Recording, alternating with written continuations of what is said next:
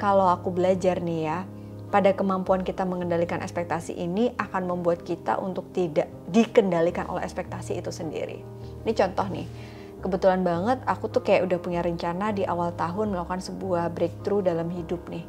Udah disusun semuanya gitu kan. Ternyata tiba-tiba qadarullah ada sesuatu yang membuat aku harus memundurkan rencanaku. Assalamualaikum teman-teman, apa kabar? Aduh, aku lama banget nih nggak produksi menganalisa karena lagi cukup banyak struggling. I've been struggling with many things in my life. Jadi kayak antara webinar, terus juga kerjaan, dan kebetulan banget mungkin buat yang follow Instagram aku lagi banyak banget dikasih satu hal yang surprise di belakangan ini nih. Udah rencana nih akhir tahun bakalan begini, awal tahun bakalan begitu, tiba-tiba ada sebuah kejadian yang nggak bisa kita prediksi.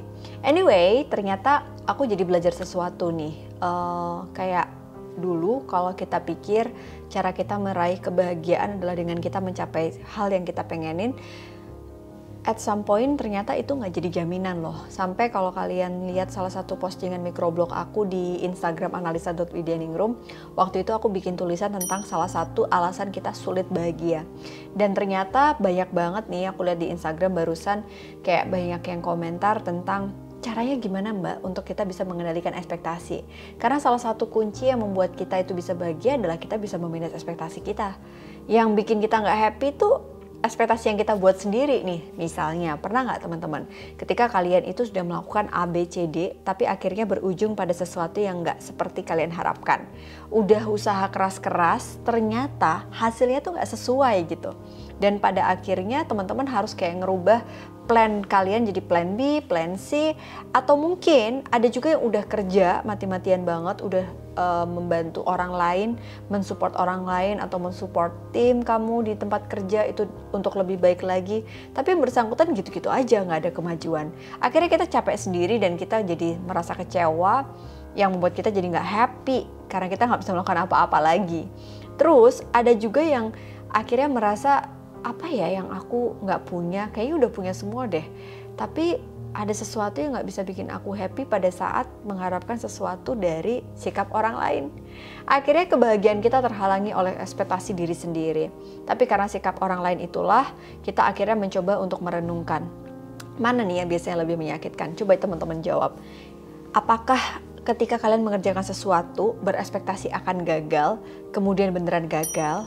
Atau kalian udah ngerjain sesuatu nih, berekspektasi akan berhasil, tapi kemudian gagal? Jadi kayak yang pertama, kalian sudah berekspektasi gagal, terus gagal beneran. Yang kedua, ekspektasinya berhasil, tapi jatuhnya gagal. Kalian pilih yang mana nih?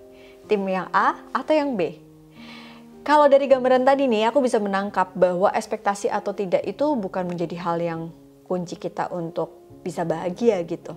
Tapi di mana kita pada saat menaruh level ekspektasi hasil dari apa yang kita pikirkan. Karena pada dasarnya ekspektasi itu adalah suatu parameter yang kita gunakan untuk mengambil keputusan ke depannya itu kan seperti apa. Jadi kuncinya nih ya teman-teman, kalau aku belajar nih ya, pada kemampuan kita mengendalikan ekspektasi ini akan membuat kita untuk tidak dikendalikan oleh ekspektasi itu sendiri. Ini contoh nih, kebetulan banget aku tuh kayak udah punya rencana di awal tahun melakukan sebuah breakthrough dalam hidup nih. Udah disusun semuanya gitu kan. Ternyata tiba-tiba qadarullah ada sesuatu yang membuat aku harus memundurkan rencanaku. Yang dimana pada saat itu rasanya kayak sulit gitu untuk menerima. Tapi kalau kita lihat, kita lagi kadang-kadang diuji dengan sebuah kejadian di mana semakin baik kemampuan kita dalam mengendalikan ekspektasi, maka kita akan semakin mudah melewati berbagai fase kehidupan dengan hati yang lebih ringan dan bahagia. So, gak kerasa udah hampir 1 bulan gitu ya teman-teman. Dan kalau aku pengen share di sini kepada kalian semuanya, di sini tuh kayak di Instagram banyak banget yang nanya, Mbak Analisa terus gimana cara kita mengendalikan ekspektasi? Ini tips singkat aku. Yang pertama, coba deh jangan berekspektasi atau jangan mengendalikan ekspektasi kita tuh hanya berdasarkan pada asumsi. Misalnya nih, aku gagal melakukan sesuatu. Asumsiku adalah aku akan gagal terus nih. Atau kayaknya gara-gara kejadian ini nggak mungkin deh aku mencapai itu. Nah, asumsi-asumsi inilah yang membuat kita jadi nggak happy ngejalanin hari-hari yang dimana kita nggak tahu loh, itu hanya dalam pikiran kita sendiri.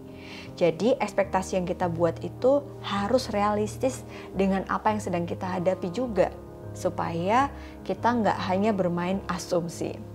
Yang kedua, kadang-kadang kesulitan kita bahagia dan mengendalikan ekspektasi adalah kita tidak mau kompromi. Nah, kemampuan untuk berkompromi ini ya cara kita untuk bisa berkomunikasi dengan manusia lainnya yang terkait, ya kan? Misalnya nih, kita tuh pengen mengendalikan sesuatu, tapi cara kita untuk melakukannya sangat dipengaruhi oleh relasi dengan manusia yang lain. Akhirnya 100% itu bukan di tangan kita, tapi di tangan manusia yang lain. Ada banyak faktor loh di luar kendali itu. Bisa jadi manusia yang lain ini tidak bisa kita ajak kompromi. Akhirnya siapa yang bisa kita kendalikan? Diri kita. Ada juga situasi yang mungkin gak bisa kita kendalikan, yang memang itu sudah menjadi sebuah suratan dari sebuah cerita kehidupan kita. Nah, kompromi ini adalah cara yang paling realistis untuk membuat kita bisa dealing dengan sesuatu yang di luar kendali kita. Kompromi paling susah adalah dengan diri sendiri. Jadi, langkah pertama sebelum kita berkomunikasi dengan orang lain adalah berkomunikasi dengan diri sendiri. Apa yang benar-benar kita pengenin sih dalam hidup? Terus, yang paling penting adalah tips ketiganya, memang mau gak mau kita harus mengurangi ekspektasi itu. Jadi mengurangi ekspektasi itu bukan berarti kita menghilangkannya, tapi mungkin menundanya, tapi mungkin membuatnya semakin lebih realistis dengan situasi yang lagi kita hadapi. Kalau situasi dan kondisinya tidak memungkinkan untuk kita lakukan, misalnya kayak yang aku cerita tadi, ya udah gak apa-apa, mungkin harus fokus dengan sesuatu yang lebih penting dan lebih prioritas di depan kita saat ini. Dan kadang-kadang berdamai dengan keadaan untuk bisa menerima situasi itu adalah bagian dari proses pendewasaan yang gak pernah bisa dibeli di sekolah manapun.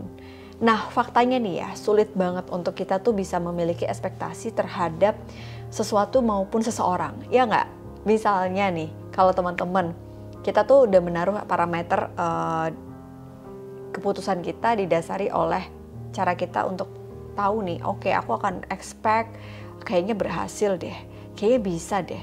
Tapi ternyata hal-hal yang terkait itu nggak kooperatif gitu. Nah, supaya kita nggak kecewa lagi, apalagi gara-gara kenyataan itu tidak sesuai dengan harapan kita, mungkin teman-teman bisa memulai untuk mengajak diskusi orang lain. Jadi jangan pernah malas untuk Anda berdiskusi. Bisa sama orang yang pernah melalui hal yang sama. Jadi yang aku lakukan ya teman-teman, waktu itu aku coba untuk ketemu sama orang-orang di sekitarku yang menghadapi situasi serupa. Aku kayak pengen tahu gimana mereka struggle dengan kondisi yang sama. Kemudian aku juga mungkin cari referensi orang-orang yang lebih dewasa yang bisa memberikan input positif. Dan somehow dengan kita punya ekspektasi terhadap situasi tertentu, dari masukan A, masukan B sampai ke Z, itu tuh kayak membuat kita jadi punya arahan yang lebih baik gitu. Tapi diskusinya harus dua arah, jangan mau kita minta diskusi tapi kita nggak mau dikasih masukan, yang ada kita hanya minta dikuatkan. Nah, semoga tips itu tadi bisa membantu teman-teman semuanya. Aku rasa dalam hidup ini memang kita nggak bisa mengendalikan semua variabel dalam kehidupan, benar nggak sih? Yang bisa kita kendalikan adalah cara kita meresponnya. Kadang-kadang kekecewaan itu valid adanya, kesedihan itu nggak apa-apa datang dan silih berganti dengan sebuah kebahagiaan. Tapi yang aku pelajarin adalah kalau kita lagi diuji, jangan pernah lupa kita tuh nggak akan diuji di batas kemampuan kita. Dan kalau kita lagi diuji, percayalah bahwa sebenarnya Tuhan, Allah tuh sedang menyiapkan sesuatu yang akan menjadi sebuah keindahan setelah kita berhasil melaluinya. Jadi di balik ketakutan ada sebuah keberanian. Di balik sebuah kesulitan pasti ada kemudahan. Kalau kita takut menghadapinya, akui ketakutan itu dan manage ekspektasi kita terhadap setiap respon dari cara kita menghadapi ketakutan itu. Kamu gak sendirian, kamu ada di dalam support system yang baik, kamu punya keluarga. Even kalau kamu gak punya keluarga, kamu punya teman.